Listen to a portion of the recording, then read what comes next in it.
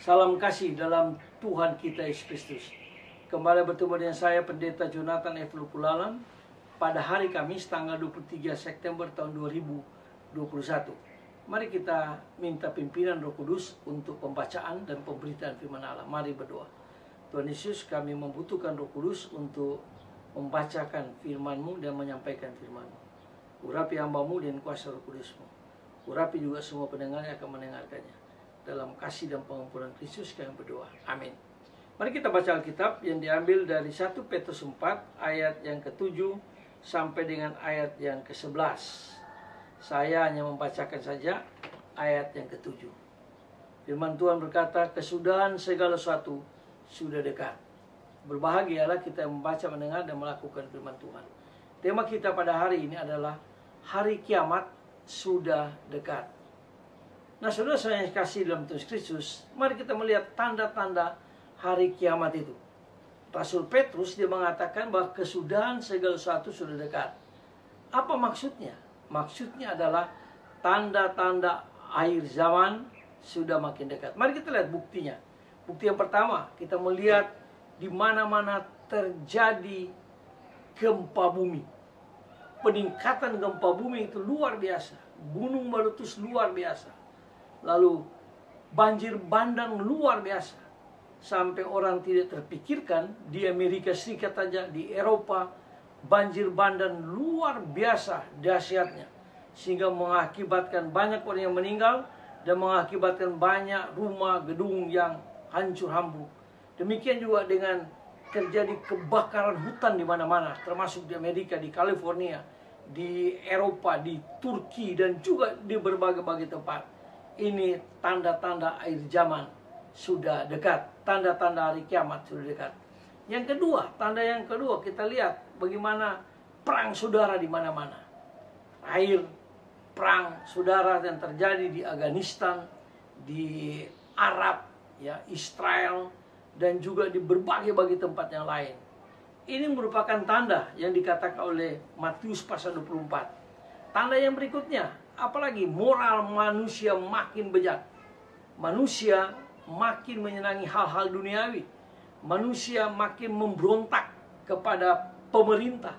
Manusia makin memberontak terhadap diri sendiri, terhadap orang tuanya. Itu juga dijelaskan di dalam 2 Timotius pasal 3 ayat 1 dan seterusnya. Terjadilah kebejatan moral.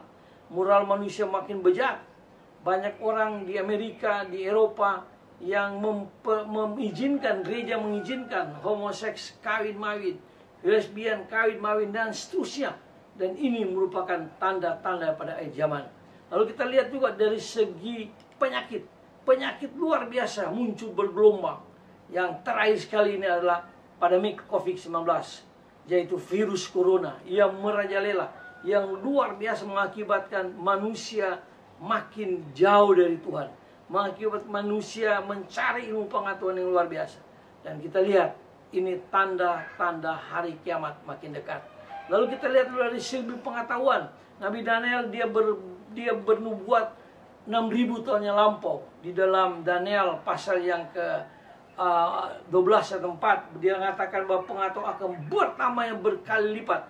Dan sekarang sudah terbukti bahwa pengetahuan luar biasa peningkatannya. Kalau kita lihat dalam internet dan sebagainya, luar biasa peningkatannya. Ini tandanya bahwa hari kiamat sudah dekat. Bahkan kitab Wahyu mengatakan kalau Injil sudah disampaikan ke seluruh dunia, maka Tuhan Yesus akan datang kembali dan hari kiamat tiba, maka semua mata di dunia ini dapat melihat kedatangan Tuhan Yesus, dapat melihat bagaimana ngerinya akan hari kiamat itu. Itu juga dijelaskan di dalam 2 Petrus pasal yang ketiga, bahwa terjadi perang angkasa dengan teknologi yang tinggi sekali. Nah, itulah sebabnya saudara-saudara yang saya kasih dalam Tuhan Kristus, marilah kita mempersiapkan diri kita dengan sebaik-baik mungkin untuk menghadapi hari kiamat makin dekat. Yang pertama, sikap kita yang pertama, yaitu kita harus hidup tenang. Kata Rasul Petrus, karena itu kuasailah dirimu dan jadilah tenang. Kita pertama-tama harus hidup tenang dan menguasai diri kita. yang dipimpin oleh Roh Kudus, maka kita akan melihat ini semua hal-hal yang positif yang memang Tuhan sudah rencanakan. Yang kedua, kita juga harus banyak berdoa. Ya, banyak berdoa, maka kita makin tenang. Kata pepatah yang mengatakan banyak berdoa, maka kita hidup tenang. Kurang berdoa, kurang tenang. Apalagi tidak berdoa, tidak tenang. Jadi mari kita mulai berdoa. Lalu kita mulai mencintai kebenaran dan hidup jujur. Dan kita pergi ke gereja, mencari gereja untuk mencari Tuhan. Supaya kita benar-benar mempersiapkan diri kita dengan sebaik-baik mungkin. Bahkan diperintahkan Tuhan melalui Petrus, beritakanlah Injil ke seluruh dunia. Dan saya percaya dengan teknologi yang makin tinggi ini, maka Injil pasti akan didengar oleh semua manusia. Dan pada waktu Kristus datang, kata firman Tuhan, orang akan melihat, menatap ke langit, lalu melihat kedatangan Kristus. Lalu dunia ini kiamat. Marilah kita mempersiapkan diri dengan sungguh-sungguh. Lalu yang terakhir, marilah kita saling mengasihi, saling mengampuni, saling melayani satu yang lain sambil menanti hari kiamat itu yang memang akan segera datang. Tapi kita tidak perlu takut karena kita ada bersama dengan Tuhan Yesus. Mari kita tunduk kepala, kita berdoa. Tuhan Yesus, terima kasih Kau mengajar kami supaya kami mempersiapkan diri sebaik-baik mungkin untuk menanti hari kiamat itu. Dengan banyak berdoa, hidup tenang, hidup saling mengasihi, saling mengampuni, dan hidup sesuai dengan kehendak Tuhan.